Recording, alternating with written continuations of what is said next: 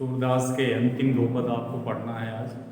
ठीक, देखिए क्या है इसमें। निर्गुण कौन देश को वासी। मैंने एक दिन बताया था कि सूरदास ने एक तरह से निर्गुण ब्रह्म की खिल्ली उड़ाई। सूर का मंतव्य था कि सगुण काव्यधारा की पताका निर्गुण काव्यधारा पर फहराए। निर्गुण ब्रह्म को सूरदास जी नहीं मानते थे, जिसका न कोई रूप हो, न रंग हो, न आकार हो, न देश हो उसका, न कोई वेश हो, उसकी माँ का क्या नाम है, उसके पिता का क्या नाम है, किस रंग को वह पसंद करता है।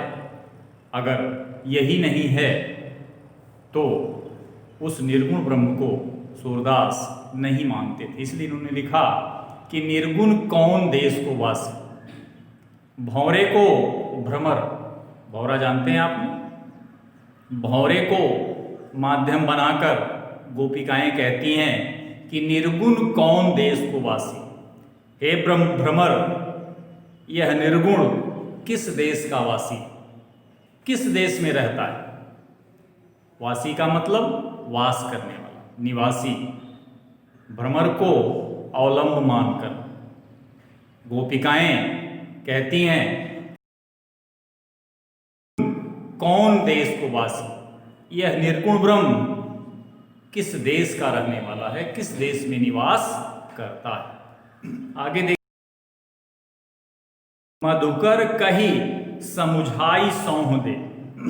गोपिकाएं कहती हैं कि हे भ्रमर, हम तुम्हें शपथ देकर, सौगंध देकर, देखिए सौंह का मतलब क्या होता है, कसम, शपथ, ठीक, सौगंध। तो देखिए निर्गुण कौन देश को वासी। भ्रमर को माध्यम बनाकर गोपिकाएं कहती हैं कि हे भ्रमर, यह निर्गुण किस देश का वासी, किस देश में निवास करता है। ठीक है, आगे मधुकर कही सब, मधुकर का मतलब भ्रमर, भौरा। मधुकर कही समुझाई सौंह दे, पूछत साच न हासी। हासी का मतलब, हंसी का मतलब हंसी मजाक, ऐसे ही नहीं पूछ रही, हंसी नहीं कर रही। तो देखिए मधुकर कही समुझाई सौंह दे, गोपिका कहती है या गोपियां कहती हैं कि हे भ्रमर, कही समुझाई सौंह दे, हम शपथ देकर सच सच पूछ रही हैं। बूझत साच न हासी, मैं तुमसे हंसी नहीं कर रही हूं। तुम यह बताओ, ऊपर चले जाओ, कि निर्गुण कौन देश को वासी, यह निर्गुण ब्रह्म किस देश में निवास करता है। ठीक है, निर्गुण कौन देश को वासी, यह निर्गुण ब्रह्म किस देश का निवासी है, किस देश में वास करता है, किस देश में निवास करता है। तीसरी लाइन आइए आप। को है जनक, उस निर्गुण ब्रह्म का पिता कौन है। को है जनक, को का मतलब कौन, जनक का मतलब पिता। को है जनक, उस निर्गुण ब्रह्म का पिता कौन है। आगे है कौन है जननी, और उसकी माता कौन, किसकी, निर्गुण ब्रह्म की। फिर से देखिए, को है जनक, उस निर्गुण ब्रह्म का पिता कौन है, कौन है जननी, और उसकी माता कौन है। कौन नारी को दासी, उसकी स्त्री कौन है, और उसकी दासी कौन है। उस निर्गुण ब्रह्म की स्त्री कौन है, को है दासी, और उसका दासी कौन। क्लियर है। आगे चलिए, कैसे वरण, वरण का मतलब वर्ण, रंग। वेश का मतलब जानिए, वेशभूषा, पहनावा। ठीक है, तो देखिए कैसे वरण, उसका रंग, वेश, और वेश को है, कैसा। देखिए कैसे वरण, वरण का मतलब वर्ण, रंग। ठीक है, वर्ण अशुद्ध है, तद्भव है, उसका तत्सम क्या होगा, वर्ण, व लटकौआड़ा पर ऊपर। ठीक है, तो देखिए को है जनक, सॉरी, कैसे वरण उसका रंग, वेश है कैसो और उसका वेश कैसा है। आगे देखिए, कि ही रस में अभिलाषी, उसे किस रस से, किस रंग से अधिक लगाव। अभिलाषी का मतलब अभिलाषा रखने वाला, इच्छा करने वाला। अभिषिक्त एक शब्द है हिंदी में, मतलब कि ही रस में अभिलाषी और वह किस रंग की अभिलाषा करता है, ठीक है, या उसे किस तरह का रंग पसंद।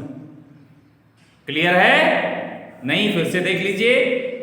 कैसे वरण, गोपिकाएं ब्रह्म से पूछती हैं कि उस निर्गुण ब्रह्म का रंग, वेश है कैसो और वेश कैसा है, कि रस में अभिलाषी, उसे किस रंग से अधिक लगाव है, अधिक प्रेम है, वह किस रंग को पसंद करता है। ठीक है, पुन कियो आपनो जोरे करेगो गासी। यहां से आप निकालो, जोरे करेगो गासी। गासी का मतलब कपट, छल। गासी का मतलब क्या होता है? कपट, छल। जोरे करेगो गासी, ठीक है। तो देखिए, जोरे करेगो गासी, यदि तुम कपट करोगे, यदि तुम कपट करोगे, पावेगो उनकी आपनो, तो जो तुम करोगे उसका फल तुम्हें मिलेगा। यहां से अर्थ निकालना, जोरे करेगो गासी, यदि तुम कपट करोगे, पावेगो पुन कियो आपनो, तो उसका फल, अपने किए का फल तुम्हें अवश्य प्राप्त होगा।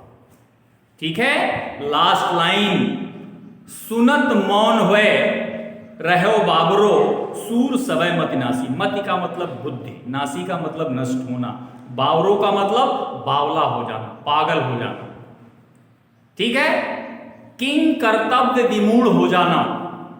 ठीक है। तो देखिए, सुनत मौन हुए रहे बाबू, उद्धव गोपिकाओं के ऐसे वचनों को सुनकर किंग कर्तव्य विमूढ़ हो गए, उनके पास उसका कोई उत्तर नहीं था।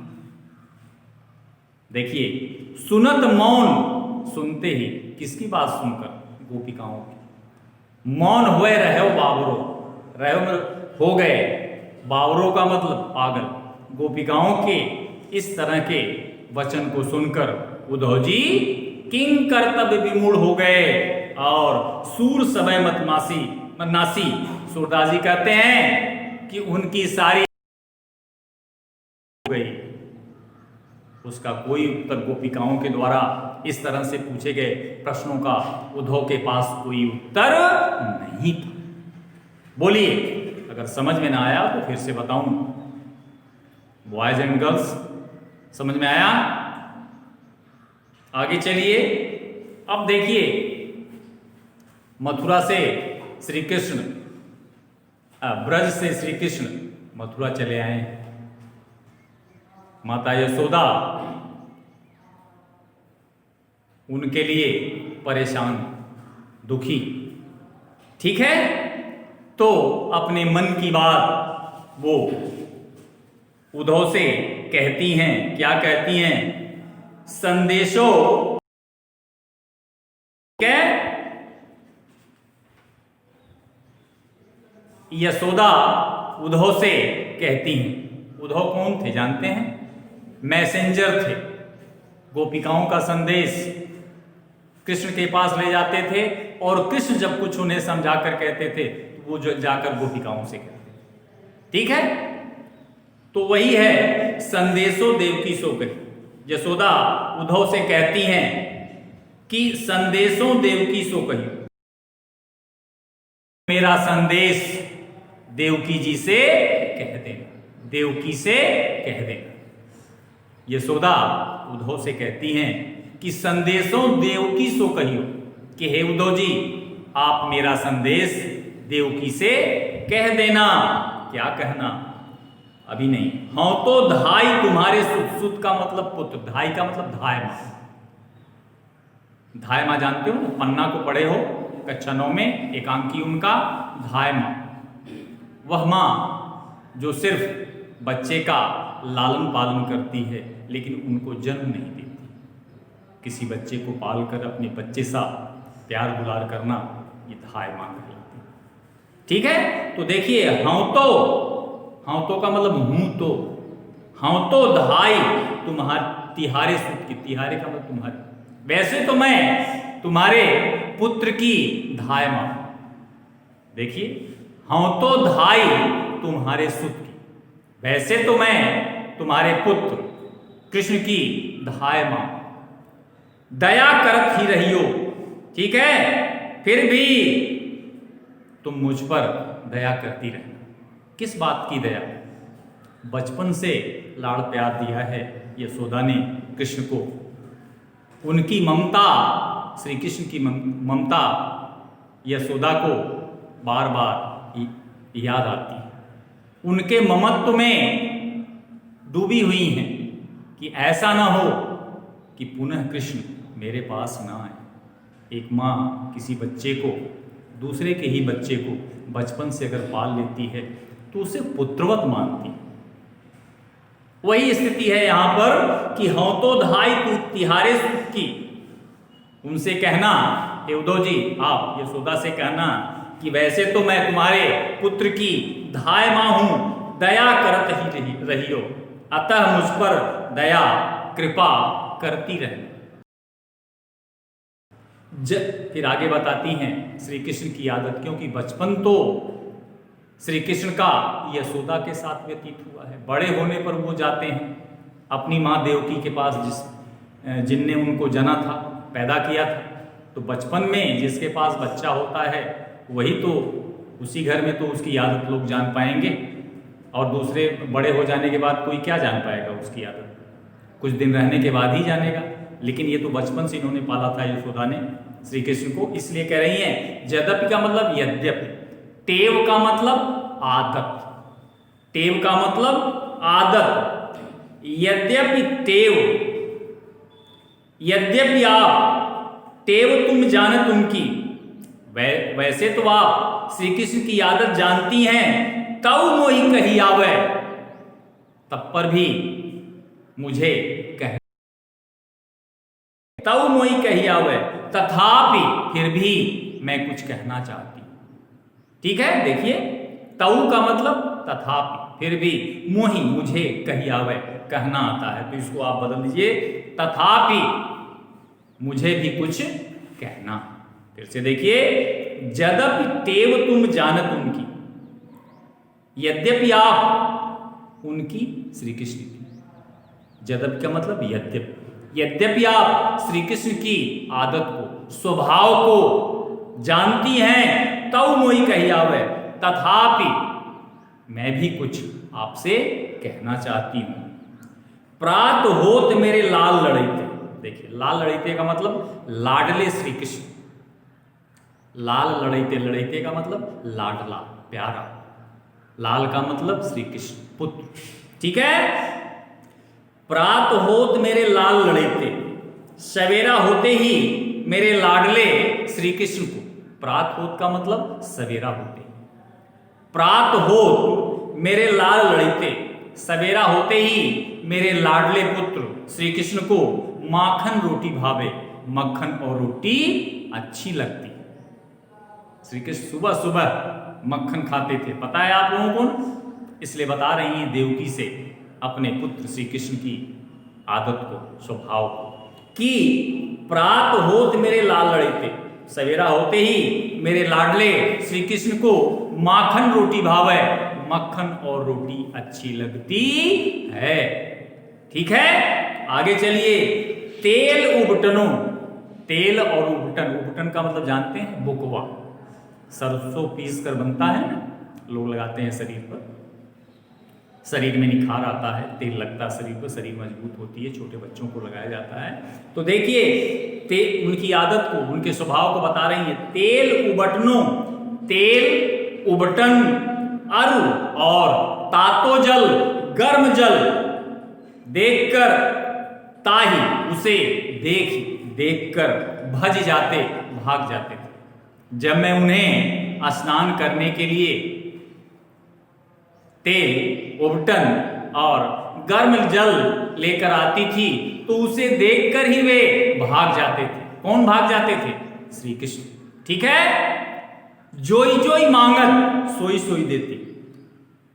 उन्हें स्नान करवाने के लिए जोई जोई मांगत, वो जो जो मुझसे मांगते थे सोई सोई दे, वह चीज मैं उन्हें देती थी। क्रम क्रम करके नहाते, इस तरह से वे क्रमबद्ध रूप से एक सामान लेकर नहाते थे, पुनः दूसरा सामान लेकर नहाते थे। ऐसे कर करके मैं उन्हें बहला फुसला कर नहलाया करती थी। ठीक है, जो जो हमसे मांगते थे सोई सोई दे, वह चीजें मैं उन्हें देती थी। क्रम क्रम करके नहाते, इस प्रकार वे क्रमबद्ध तरीके से या धीरे धीरे स्नान करते थे। ठीक है, आगे सूर पथिक सुन मोहि रहने दिन बढ़े रहो सोच। जसोदा की मन स्थिति का वर्णन करते हुए सूरदास जी कहते हैं कि सूर पथिक सुन मोहि रहने दिन रात यही चिंता सताती रहती है। नीचे आ जाइए, नीचे आ जाइए।